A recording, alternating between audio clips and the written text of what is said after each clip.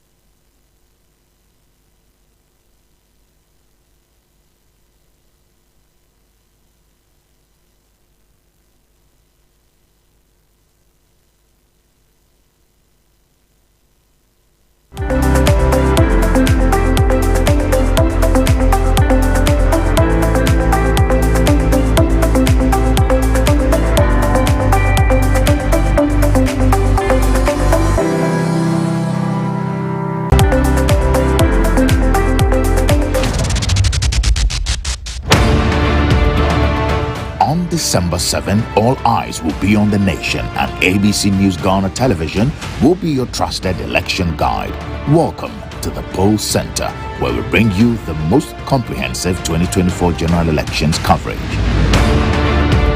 At ABC News Ghana, we will deliver up-to-the-minute updates from across the 40,647 polling stations, ensuring that you stay informed every step of the way. We'll bring you real-time updates from constituencies with the highest stakes and insight into the key battlegrounds. Our team of political watchdogs, pollsters, and political scientists will break down the nuances in the swing regions, helping you understand the dynamics of these critical areas. With correspondents and district reporters spread across the country, we rest assured all the timely reports of turn-up events as they unfold. On the Poll Center, we'll bring you an excellent television experience with advanced graphic presentation that will give you a clear visual of the vote tallies, trends, and key turning points as they unfold live on screen. ABC News Ghana will provide you with in-depth analysis of voter pattern shifts, regional shifts, and what the early results could mean for the final outcome of the elections. From voting challenges to disputes over election results, ensuring our viewers understand the legal landscape. On social media, we'll bring you live updates and key highlights from the polling stations, keeping you engaged and informed with the latest developments online. From the streets to the polling centers, we will capture the voices of everyday Ghanaians, hear their thoughts and concerns as they cast their ballots. ABC News is committed to unbiased, accurate, and in-depth coverage. Join us on the Poll Center for the most reliable 2024 election coverage. Stay tuned, stay informed, stay with the Poll Center right here on ABC News Ghana Television, your election guide to the polls.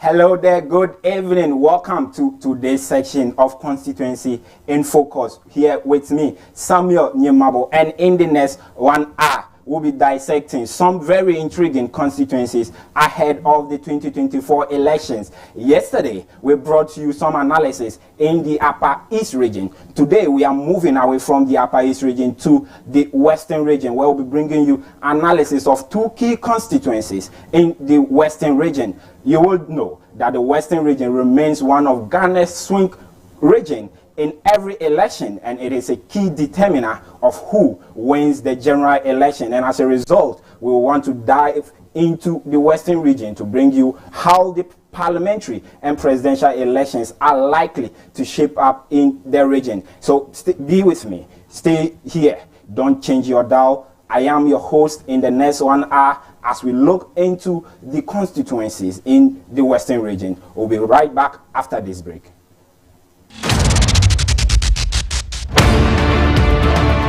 On December 7, all eyes will be on the nation, and ABC News Ghana Television will be your trusted election guide. Welcome to the Poll Center, where we bring you the most comprehensive 2024 general elections coverage. At ABC News Ghana, we will deliver up-to-the-minute updates from across the 40,647 polling stations, ensuring that you stay informed.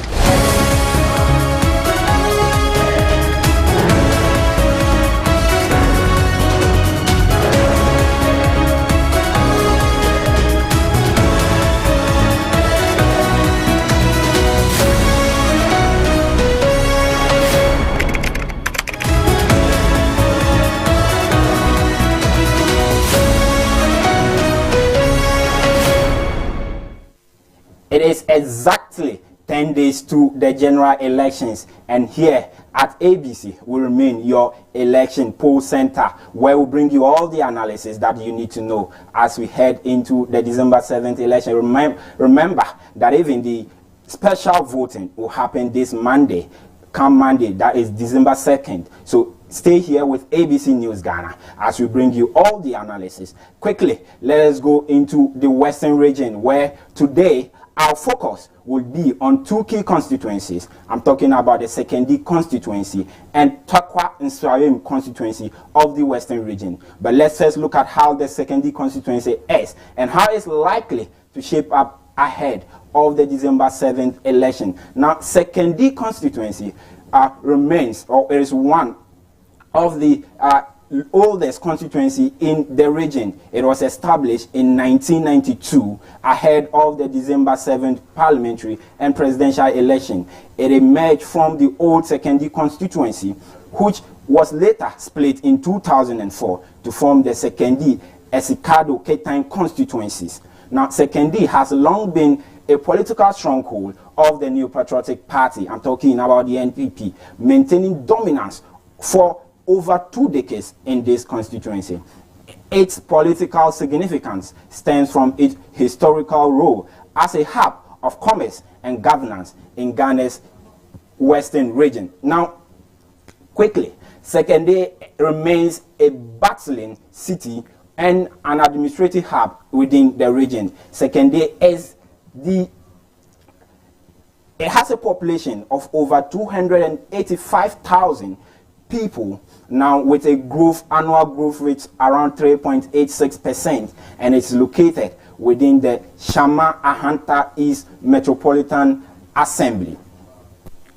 So let us get to know who and who are coming in the December 7th election for the constituent of 2nd D. Now the NPP will present a vibrant candidate as they have done in the past in this constituency. The current NP and sitting NP, I'm talking about Andrew Ejepamesa, will still maintain his position as the parliamentary candidate for the New Patriotic Party in this constituency. However, the NDC is bringing in another face. NDC is bringing in a different face in this constituency, and it is likely it is going to be a tough one for the NPP in this constituency. Within the 2nd D constituency, the National Democratic Congress has struggled to win any parliamentary election in this constituency. In fact, they haven't won since 1996 in this constituency. So it has been a stronghold for the New Patriotic Party.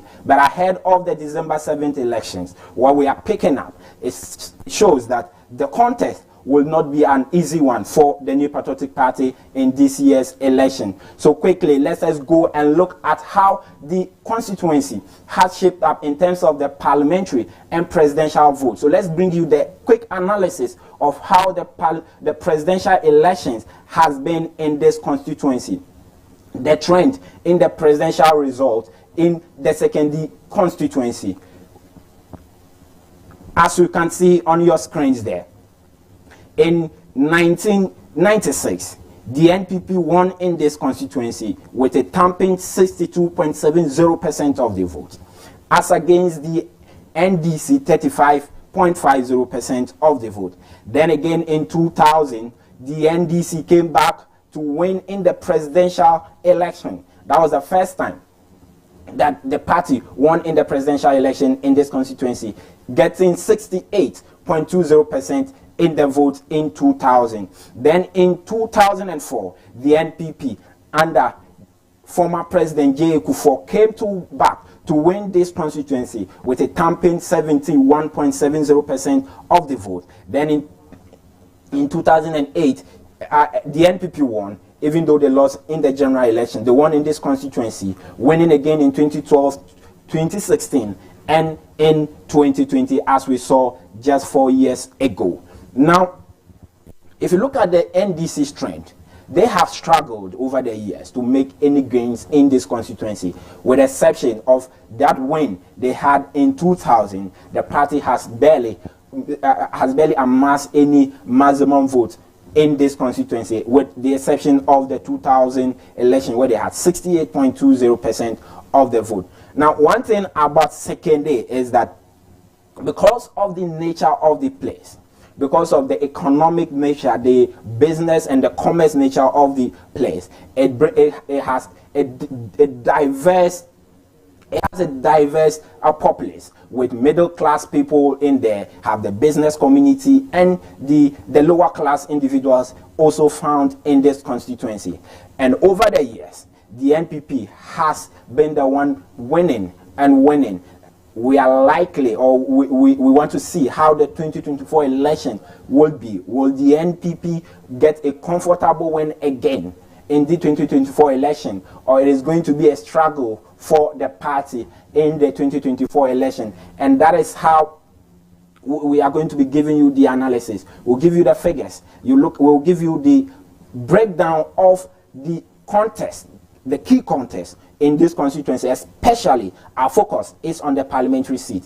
On Constituency in Focus, we are keenly focusing on the parliamentary contest, and we'll be bringing you that quickly. Let's look at the parliamentary result, the trend in the parliamentary result in the 2nd D constituency. Now, as you see, the NPP has won in all the elections since 1996 to 2020 in this constituency. The closest the NDC had was in 2012. The closest the National Democratic Congress had was in 2012, where they got some 47.40% of the vote. That was still not enough for the NDC in that 2012 elections. Since then, the party has tried to make some gains here and there. In 2012, after that close contest, their vote dropped down to 39.10% in 2016, then dropped further to 36.77% in 2020. So it has been a very smooth trend for the NPP in this constituency. They have had it very smoothly. Would Ejapa Mensah have it that smooth again in the 2024 elections? Time will tell. Now let's look at the key contest in this constituency. The key contest from 2008. Let's give you the key contest from 2008. The candidate who has won most in this constituency is the one you are seeing on the screen there, Papa Owusu Ankrumah. He has won 5 times in this constituency, all the way from 1996 up until 2012. He's won in this constituency all the way to 2012 when he decided not to go again. So you realize that it has been a smooth win for the NPP in the constituency. They haven't changed their candidate as well. He's been the candidate since 1996, and in 2008 he faced off with Betty.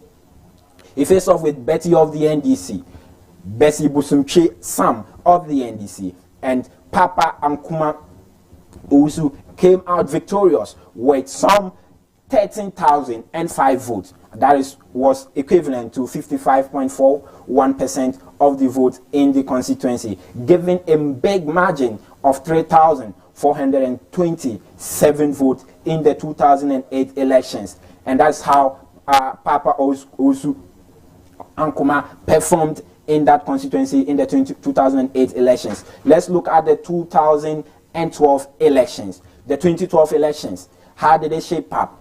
Keep your eyes on the margin or on the difference. This in 2008, the difference was 3,427. Let's look at what the difference was in 2012 quickly. Now in 2012, we have the NPP again presenting the same candidate, Papa Owusu Ankrumah, winning again. Then he won by some 14,735 votes. But look at the difference. Look at the difference here. The difference he gave the NDC Anthony Richard Kujo was just 1,094 votes. Now in the 2008 election, you realize that the difference was a bit higher, with about 2,000 plus votes. Now the difference dropped to just 1,904 votes. Now let's see what Ejapa Mensah did when he won this constituency in 2016. Now with Ejapa Mensah, we saw that his first time as the parliamentary candidate for the NPP, he gave a very big margin, as you can see there, with 5,764 votes difference between him and the NDC's Emmanuel Asofua. Between him and the NDC Emmanuel Asofua, Ejapa Mensah now had 16,839% vote. That was equivalent to 59.47%. I must remind you that Ejapa Mensah is still on the ticket for the NDC. He's still on the ticket for the NPP. I beg your pardon. He's still on the ticket for the NPP. However, the NDC has changed their candidate in these 2024 elections. So he won in 2016, won in 2020, and he's on the ticket again for the NPP. Like I mentioned, the NPP doesn't have that. They don't change their candidates in the secondary constituency. They maintain one person, as we saw with Papa Owusu Ankrumah. They maintained him from 1996 up the way to 2012. Then Ejapa Mensah took over in 2016. Now let's look at how the 2020 elections also shaped up for both candidates. Now in 2020, the same Ejapa Mensah came for the NPP. You realize that from what he got in 2016 was lower than what he had in 2020, meaning that in 2020 he did something quite well. So the voters reposed their confidence in him, giving him 61.56% of the vote in the 2020 2020 elections, giving the NDC's Charles Hagan a difference of 6,949 votes, almost 7,000 votes that Ejapamesa gave the NDC Charles Hagan in these 2020 elections. These two faces are going to be on the ballot again for the 2024 elections. Will Hagan be able to unseat the NDC, the NPP's Andrew Ejapamesa? That is a question that we will find out very soon, and we'll cross over. Very soon we'll be crossing over to the Western region. Very soon we'll cross over to the Western region to get an understanding of what is happening in the constituency and what are the voters saying, what are the constituency, what is on their hearts, and how are the two candidates even campaigning to get the vote of these the constituents in the region. So the big question is 2024 election, who wins in the second constituency of the Western region? Who wins in this constituency? That is a big question. Who wins in this constituency? Now, we will be looking at how can the elected officials, I mean the MPs, restore their trust, especially Ejapamesa. How can he restore his trust by delivering on his unfulfilled promises or any promises he made in the 2020 elections? How is he reposting or restoring his the confidence in the voters? What specific strategies are they employing to campaign in the constituency? So the big question, like I mentioned, is who wins in the 2024 elections. So let's quickly go over to the Western region, and our reporter is there. Our Western regional correspondent is on the grounds to give us live update of what is happening in the secondary constituency. I'm talking about Jacob. Jacob, you're welcome to the show. Thank you, my brother. And how are you doing? I'm good, Jacob. I hope you are doing well. I'm also good as well. Right.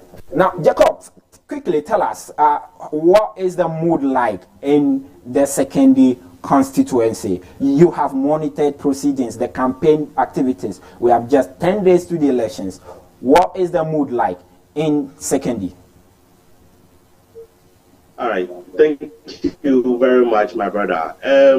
When it comes to secondary constituency, to be precise, there has been a whole lot of activities going on in the constituency whereby both parties, I mean the NDC and the MPP, are doing a whole lot of activities for the constituents, for them to be able to get their trust and win their trust for the upcoming election. There has been several cases whereby the MPP or there is an injunction on the NDC candidate that his name is not being recognized, or his title is not recognized as a lawyer, and a whole lot. So when it comes to secondary constituency, we have a lot of activities going on here, a lot of developmental projects also going here, so that each candidate or each party can be able to win the trust of these people in the constituency as well. So what you are saying is that the campaign is aggressively going on in secondary. Now, I want you to tell us, based on the campaign that you have monitored, what has the constituents, the voters, been saying? Are they going to keep on reposting confidence in the NPP in this constituency, or they are looking for change in 2024? Right now, if you come to secondary, the term most of them are using is secondary deserve better, meaning they want to change the MP, which is the current Minister of Tourism, Honorable Ejapamesa. They want secondary to deserve better, or they want the secondary to be better, meaning they want to get employment, they want to work good roads. Most of the youth here are also complaining of not having good jobs. They all have degrees or they have certificates which prove that they are qualified for certain jobs in the region or in the constituency, but they are not being employed. And most of them are also calling for change. So there has been countless situations whereby the two parties have come to loggerheads with each other when they are going for health work or mini rallies. There has been a point where one has to insult another, just like the normal election, which is not good too. But that has been the situation on grounds. Most of them has been calling for change, that they want to change the current MP. They are saying for the past 20 or 24 years, they've been voting for the MPP, and that this year, 2024 election, they want to try and see if they can get a better result from the NDC if they vote for them as well. So here in Sekondi constituency, everybody is saying they want Sekondi to be better, and that they want to have change, or they want to change everything in the constituency so that they'll be able to see the handworks of either of the NDC. So they are determined and they want to do better. There has been an allegation that the current MP is also doing door-to-door or sharing food for some of the unemployed. That is an allegation that was circulating around last week, that he is sharing jollof rice or fried rice with chicken for some of them so that he can win their trust. Others are also saying he's sharing money to some of the constituents to also vote for the MPP. These are some of the situations on ground. When it comes to the parts of the NDC too, they are also doing their door-to-door. Whenever they meet or wherever they meet you, they talk to you, same as the NPP too as well. So the situation in the Sekondi Takoradi constituency is very dicey and it's crucial. This is the most heated, or this year's election in Sekondi is the most heated one in Sekondi, because the work the NDC candidate is doing is more than what most of the previous candidate did. And this constituency, or this parliamentary candidate for the NDC, is going toe-to-toe with the current MP. So we are here to see what will happen in 2024 election, so that we will know who will be best or in the upcoming election. All right, Jacob, I want to understand the concerns by some of the constituents. Now, we know that Ejapa Mensah is the Minister for Tourism. Is it the case that the constituents are saying that he is not bringing enough development to the area? We know that Sekondi Takoradi is also a tourism hub of the country. I mean, people go there a lot for tourist activities and all of that. Is it the case that they are feeling like he's not using his ministerial position to the benefit of the constituency? Oh, with some, Honorable Ejapa Mensah was the then Deputy Minister for Energy before he was appointed as the Minister of Tourism. And before that, as he was in the Ministry of Energy, he employed, or he took some of his people to work or to some of the big companies in the region, whilst others too are in other places. But to some who have not benefited from such initiative from the MP, they are also calling for change. Since they've not been able to benefit from what the MP is doing, they want to call for change so that they can better their life. If you go, they have some fishing communities along Sekondi, European Town, in Kotompo, and all those areas. They are also calling for change because of their premise for work, which has become a problem on its own. So these are some of the petty issues that they are calling, that they are standing on the authority to call for change, that Sekondi should deserve better, and they want Sekondi to be better. Okay, Jacob, one of the things we've noticed with the sitting or incumbent MPs has been their lack of visibility in their constituencies. So far, on Constituency in Focus, we've been to the Upper East region and across the country, and we've realized that visibility of some of the incumbent MPs have become a problem. Is that the case for Ejapa Mensah, or he's trying his best to be visible, to be available for the constituents? Well, I would say Ejapa Mensah is trying his best to be visible, and I don't know whether it's because of the job, but he's trying his best. There are some instances where there are some programs in the constituency whereby the constituents want to see the MP, the incumbent MP around, but due to some reasons, you see the PA around, you see other parties executives representing the MP and all those stuff. So to me personally, that's what I was trying to say. But to other constituents or to people in the constituency, they are also saying that the MP is not visible to them. They've not been able to have direct contact to the MP since they have to, use the aid or pass through the aid to get access to the MP. So I think it's 50. Since most of them have been able to get to him, while some have not been able to get to him as well. Right. Now tell us, what are the key issues that will determine the vote in this constituency? We know of, like you mentioned, the issues with premise fuel and all of that. We know of the Galamsey issues as well, part of the Sekondi constituency, and some of the areas around might be also involved in these Galamsey activities. What are the issues on the heart of the constituency in this constituency, for which reason they'll be voting on December 7th? So, Sekondi is one of the ancient towns in Ghana, right? And when it comes to Sekondi, we have one major problem. That's their route, or our route. And the roads in Sekondi is so terrible that it's sometimes very difficult for you to access. It's just the dualization of the roads that's going on from Sekondi to Takoradi, which is ongoing right now. But when it comes to the inner cities or inner towns, that's where the problem lies. We have roads from in Adembra, Kwekuma, Bakecho, and Paris Square electoral areas is done, but we have some petty issues. Another reason is also the cultural center, which has been in devastated states since, but currently it's under construction. So with this, the one road, 2 jobs, 3 accessible to other social amenities, most of the communities are somehow deprived from social amenities like water, toilet facilities, and others. Yes, so these are some of the reasons where some of the constituents will use it as a point to vote for this coming up election.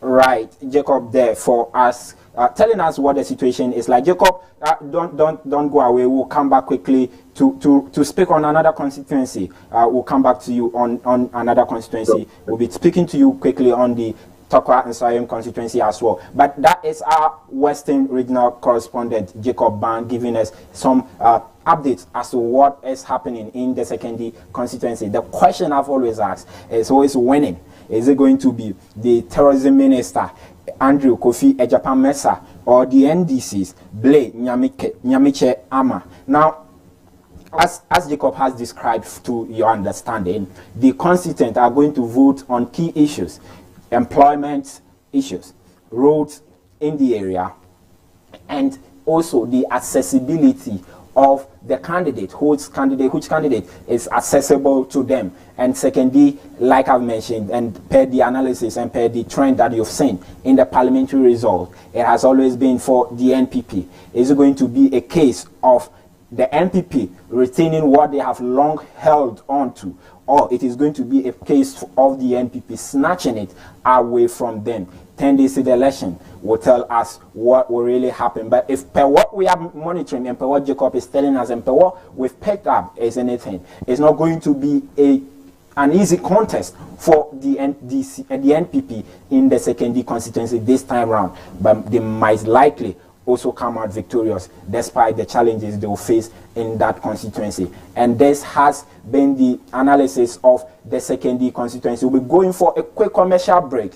After this, we'll bring you the analysis of Takwa and Srayim, how the constituency is shaping up ahead of the elections, what key issues will be determining the vote, and where is the vote likely to go? Is it going to be green, or is it going to be blue? As we have it now, it is blue. Is it going to maintain blue, or the colors will change to green? We'll be right back after this break.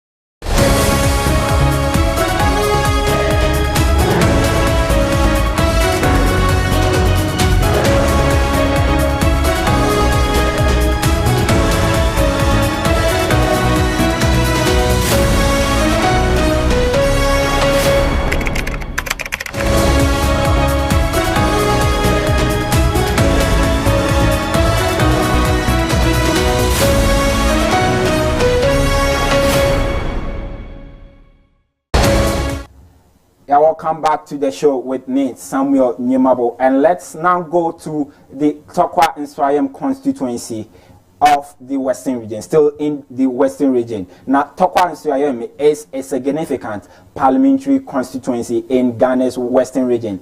It was carved out of the former Wassa West district in 2007 through a legislative instrument.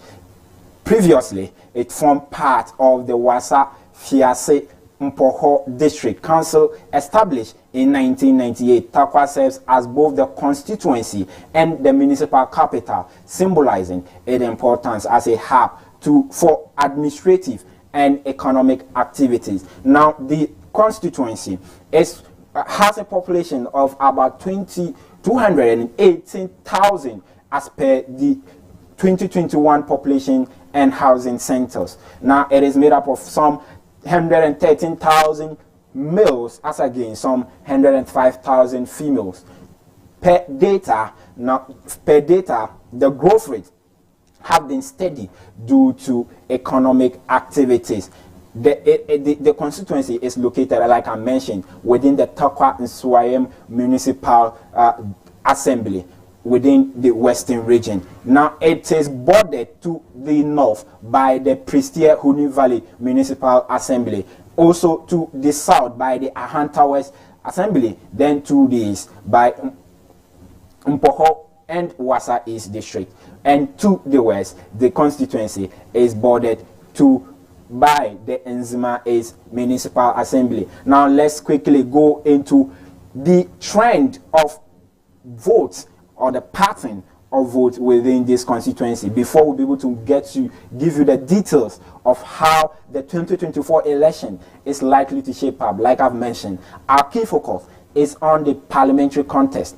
Now, Tokwa became very tough in the 2020 elections for the NPP, because at the end of the day, it was one of the constituencies that will determine whether the NPP was going to be a minority in government or they're going to be majority, and they were able to snatch it with just a little over 100 votes in the 2020 elections. Now, whatever will happen in the 2024 election would be determined by how the vote has shaped up in the constituency from 1996 up until 2020. The 2024 elections will be premised based on this trend. So let's quickly give you the trend. As you see here, you see that the presidential election, like you saw in the secondary constituency, has always gone in favor of the NPP in this constituency. So this constituency is a stronghold for the New Patriotic Party, winning in all the elections since 1996. Actually, they won in 96, in 2000, all the way to 2020. So they've won in 7 out of the 8 elections in this constituency, and that's a major booster for the NPP. Can they maintain the same momentum in 2024? Or the NDC's rejuvenated momentum or rejuvenated fight in the constituency would be enough to unseat the NPP in the constituency? So as you see there, in the 1996, NPP won with 61.90% of the vote, as against 35.90% for the NDC. Then in 2000, NPP won again in 2004 with 70%, in 2008 with 58.0%, in 2012 with 53.20%. Now, let's look at one thing. Anytime the NPP won in this constituency and it translated into a win for them in the general elections, it has been a little over 51%. Now, so in 2000, they had 66, where they won in the general elections in 2000. In the constituency, they are about 66%. In 2004, they went to 70%. Then in 2016, when the NPP won in the general elections, they had 62% again in this constituency. The only time they won and they had a smaller margin was in the 2020 elections, and there are reasons to that, and we'll be quickly giving you reason why the NPP struggled in the 2020 elections, because it was a tough contest for the New Patriotic Party, like none like they saw before in this constituency. But in the 2024 elections, will it be the same, or things are likely to change? Time will tell, and we'll be bringing you that analysis quickly. But let's look at the parliamentary results in the constituency as well. How has the parliamentary results been? Quickly, let's look at the parliamentary result in the constituency. Now, with the parliamentary result, the NDC have been able to win in 1996. The NDC won in this constituency.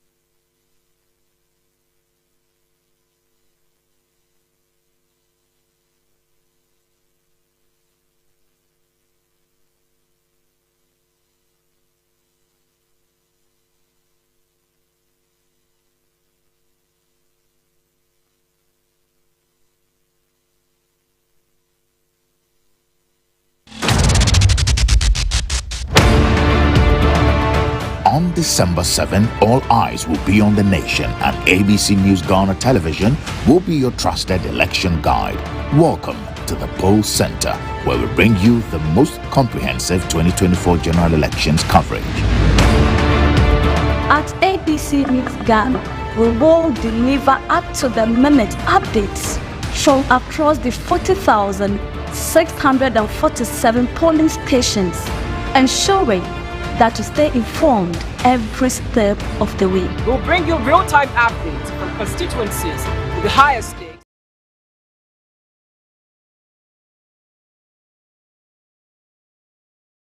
Yeah, welcome back to the show. Sorry for the hitches there. But as we're going through the parliamentary result in the constituency within the Takwa and Swayam constituency, you've seen that the NDC has only had one win in this constituency. The NPP on the other side have won in all the elections in 2000 in the Takwa and Swayam constituency. Now, in 2000, the NPP won by 60.20%. In 2004, they had 59.30%. In 2008, the NPP had 57.60%. Then in 2012, 51.90%. Then in 2016, they had 62% of the vote. Then in 2020, the slimmest margin they ever had, or the slimmest percentage they've ever had, was in that 2020 elections, and they had just 48.43% of the vote, which was still enough to win the elections, because the NDC's candidate couldn't also surpass them, and we'll be coming to give you why this happened and all of that. So this is how the parliamentary elections in the Takwa and Swayam constituency has shaped up. Now, Takwa is a major economic hub for the country. Especially, it is driven by mining, because we have most of the mining companies in Takwa as well. So it's driven by mining of minerals such as gold, manganese, silica, which significantly contributes to Ghana's export revenue. In terms of agriculture, they cultivate crops such as cocoa, oil palm, the rubber, and coconut. Food crops like rice, yam, plantain, and the others, vegetables, are part of the things that the constituents in Takwa and Swahim do. So it's basically a mining and a farming constituency, or the communities within the area are mining and farming constituency. The constituency is strategically located in a way that it facilitates the transportation of goods and services that boost inter-district commerce. So it does a lot of trading with the other constituencies within the region and the district within the region. So let's quickly get into the key concepts in this constituency. What have been the key contests? Because the NDC have struggled in this constituency, but the NPP have won most of the elections. So, however, there's still some key contests in this constituency. As you see on your screens there, the NPP in 2008, represented by Gifty Eugenia Kofi, won the elections with some 57.64% of the vote, amassing 30,000 plus of the vote, as against NDC's Christiana Kobina, who had 19,596 of the vote.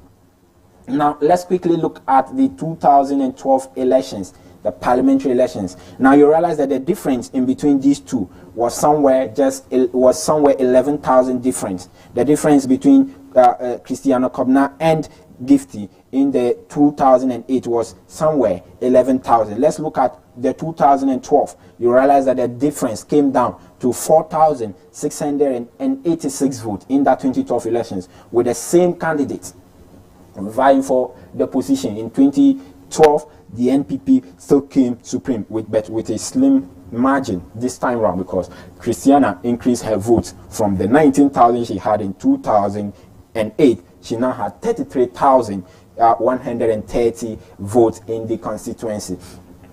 And that's how the 2012 election was like in the constituency. Let's quickly look at the 2016. Now, in the 2016 election, there was a bright face for the constituency, a face that most Ghanaians love to see on their screens, and up to now they still love to see him on the screen. We are talking about Seth Kwame Jokoto. Now, if you are a lover of Ghanaian comics and adverts and all of that, you would love this man. When he came forward to contest for this election in 2016, people thought that he would have won it with ease because of his popularity.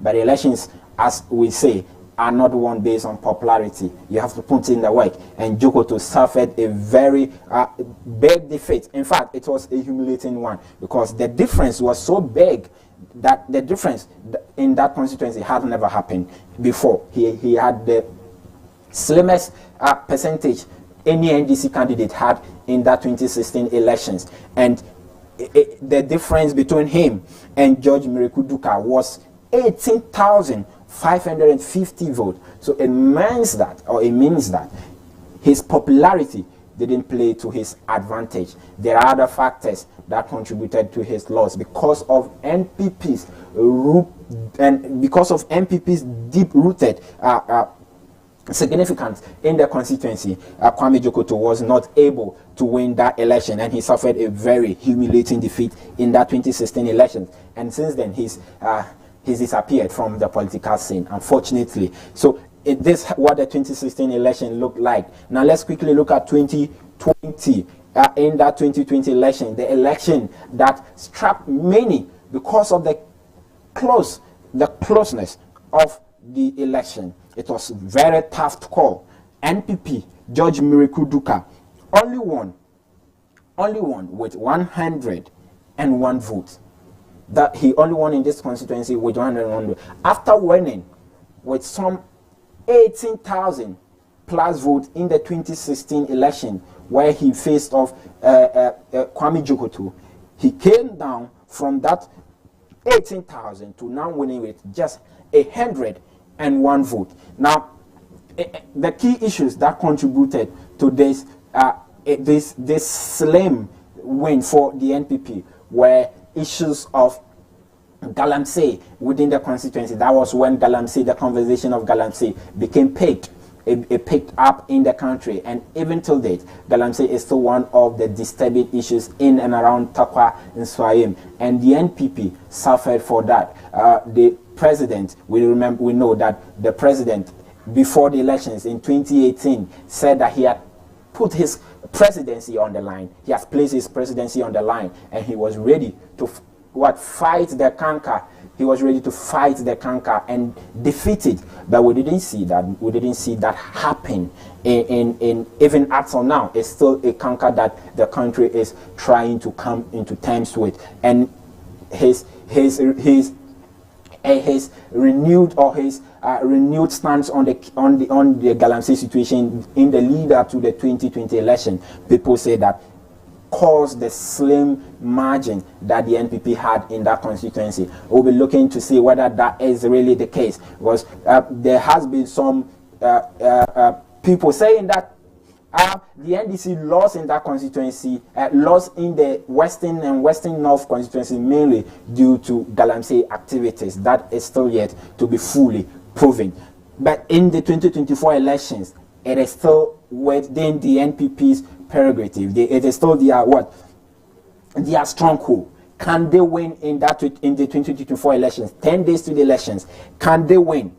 Can Judge Miriku Duka, who is the deputy Lands and Natural Resource Minister, win in this constituency, or Isa Salifu Taylor of the NDC will do the magic for the National Democratic Congress? Let's look at what is going to happen, or what is likely going to happen in the constituency. Are the issues of Galamsey going to still be on the hearts of the voters? Because the voters, for most of the constituents, they are not in tandem with government when government says they want to fight Galamsey by chasing them away from their mining site. They want alternative livelihood. So if the party, the NPP, because they are in government, want to present themselves as a strong Galamsey fighting government, where they will descend on these Galamseyers, it might likely affect them. So let us quickly go to the Western region again and cross over to our regional correspondent, Jacob. You are welcome back to the show. Thank you, my brother, once again. All right, Jacob, this is one constituency that in 2020, people thought the NPP would have it easy. But it turned out that it was one of the toughest they had in the constituency. The 2020 election was the toughest they had in the constituency, winning by just 101 votes in that 2020 elections. We are back again after 4 years. How is the constituency shaping up like? Is George Miriku Duka still making gains? Things are not going well for him? With this constituency, I would say Honorable Miriku Duka is up in his game, or he has the numbers right now. Because in 2020, there were 3 candidates there, of which one was from the NPP, and she went for independent. So she went as an independent candidate. So it also affected their numbers of figures in the constituency. And Galamsey issues too also came up, where they also had issues with some of the constituency or the constituent. So basically in 2020, that was 2 major problems that affected their results or their figures. But when it comes to 2024, most of the developmental projects, or most of the issues that the people were crying out for in 2020 has been resolved by the incumbent MP right now. When we talk about the road from Agunam Kwanta or Ahanta West constituency coming to Takwa Swayim currently, the road has been fixed. Some of the Takwa township roads has also been fixed. There are dormitories for schools for like Fiasman and others, of which he's also coming to open or commission a new secondary school in Takwa Swayim to help them, because from Takwa Swayim coming to Takwa constituency, Takwa Swayim constituency is a long journey, and that he's establishing a school at Takwa Swayim to help some of the students there. And with that, the MPP are doing a whole lot of work in the Takwa Swayim constituency. They are also helping or teaching some of the miners on how to do responsible mining, and that's what will gain, or that's what I believe will gain the trust of the people, that they can even retain their current MP as I'm speaking right now. But most of the developmental projects are done and completed and commissioned and is being used by the constituents. And currently too, the same people that went for the 2020 election is the same people that are coming for the 2024 election. But most of them who went with the independent candidates are coming back to the NPP. So I would say this year the NPP will have a massive win at Tapa and Swahili. So you've monitored, it shows that Miracle Duka is going to win, and not just by a slim margin like we had in 2020. No. Right. Miracle Duka will... Go ahead, Jacob. Yes. With what he has done, I don't think it would be a slim margin like 0.1 like it did in 2024. If I'll project maybe around 5 or 10% margin between him and the NDC candidate. Right. But he too is also doing his work, going door to door, trying to convince people on what he will do when it comes to power. So it's also a dicey game up there. So we are just observing and waiting for the 7th December election to as well. Let's come to the NDC candidate. Issa Salifu Taylor. He's a new face for the NDC in the constituency on this ticket. He has not been on the ticket before. Coming into the 2024 elections, how is he presenting himself to the candidates? How is he giving his messages to the constituents? Oh, with Issa Taylor, he is also on the door-to-door campaign as well. Going from one market to the another one shed to another, with his team, and they are always on the move, trying to make sure that they try and get something out from Tapa and Swahili constituency. It's not an easy ball game, talking about the developments that the MPP has brought to the people of Tapa and Swahili, but it's just how to convince them, because people having a feel of their developments in the constituency also counts for you if they want to vote for you. So with the NDC, also on campaign rallies, health walk, door to door, radio station to another radio station, and all those available opportunities that he will get. So he's also on ground trying to make sure that he convinces people to also vote for the NDC. One would have said that after the 2020 elections, this was the best time for the party, the National Democratic Congress, to win in this constituency. Because if you look at the gains they made in 2020, even regardless of the points that there was an independent candidate who took the vote from the NPP, it was still a big percentage they had. They had 48.23% of the vote. That was still big.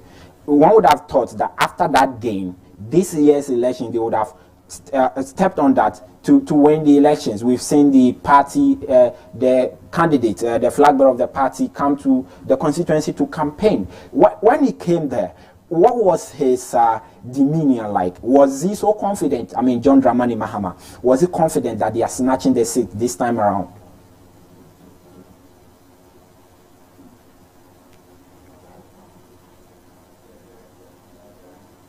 Hello, Jacob. Hello, Jacob. I'm struggling to hear you. If you are muted, please try and unmute.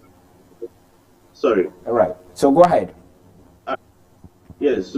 So yesterday, the flag bearer for the National Democratic Congress was in Tapa and Swahili, and his demeanor and his composure all says that they are willing and they are ready to snatch the seats from the NPP, depending on the type of work, the work that they've put in place, all the necessary arrangement that they've done. They know and they believe that they will be able to snatch the seats from the MPP in the Tapa constituency. So John Mahama and his the NDC are confident of a win for them. Now let's look at the 2024 elections. Now in 2020, issues such as Galamsey shaped or determined the vote for the voters because of NPP's strong stance on Galamsey then. What what other issues? We know Galamsey is still a key concern within the constituency. What other issues are going to influence the vote? You've mentioned of roads, that roads have been constructed. Beside these two, Galamsey and roads, what other issues are likely to influence the voters' choice? All right, so when it comes to, apart from the Galamsey issues and the road which has been constructed, most of their roads has been constructed, the MP, Honorable Mekuduka, has also has a policy where he awards best teachers and nurses in the constituency. He also gives scholarship to some of the constituents. Some are in TTU, some are also in UMAT. He also pick up or handpick some of the students in UMAT and place them in some of the mining companies in the Takwasayam constituency.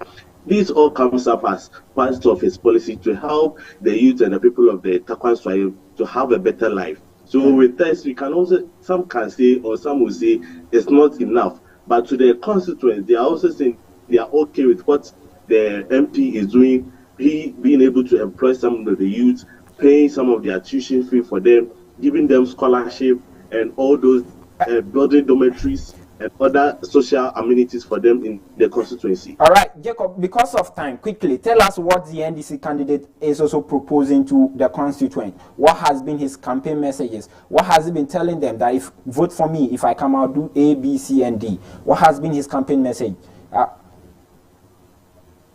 Well, like I said, some of the roads have not been constructed. He is talking about the continuation of the roads, building more schools or more facilities for the constituency in most of the secondary schools, and also helping some of them to have access to him and some of the regional companies in the western region. So he is also on ground trying to campaign or send his message to some of the constituents or to the constituent. You know, Takwasayam is a huge constituency on its own. You can move from one and use 1 hour to get to another community. So just imagine the stress in it. So everybody is on ground. He is on ground trying to send his message across to some of the to the constituents to be able to get their hope and their heart to be able to vote for them in the coming up election.